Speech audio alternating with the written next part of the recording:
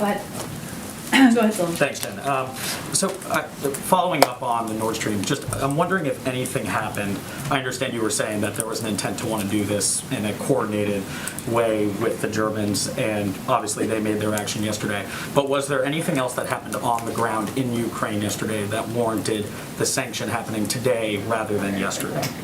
No, but it's part of our first tranche of sanctions. So we would see it as a part of what was rolled out yesterday. And then you were also telling, I think you told Caitlin that that you wanted this approach with Germany rather than an alternative.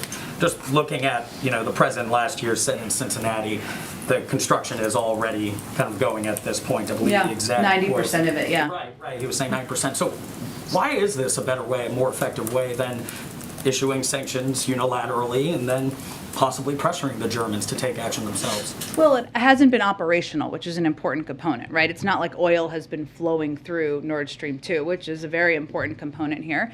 And we made the assessment, others can have different assessments, that this would be the way to achieve the outcome that we've now achieved. Others can have different assessments. There's no proof or evidence that their approach would have worked. Ours has worked.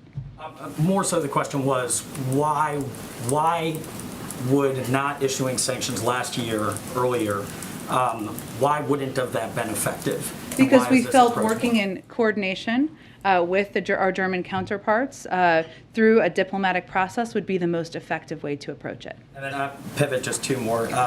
Can you outline what exactly Doug Jones has been doing in terms of the SCOTUS process, who he's been talking to on the Hill?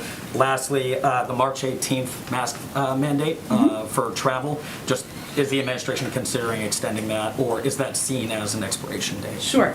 On the first, I'm sure once there is an announcement to be made, we will have more detail about all of the engagements that have led up to it. But certainly, Senator Jones is playing an integral role, engaging with senators, engaging with different stakeholders and individuals who want to give their view on where this should head. I'm sure we'll have more details once an announcement is made.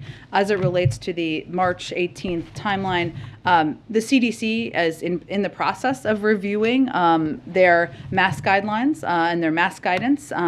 We will let them make any announcements on that, but I don't have anything to predict at this point about March 18th and where that stands on planes.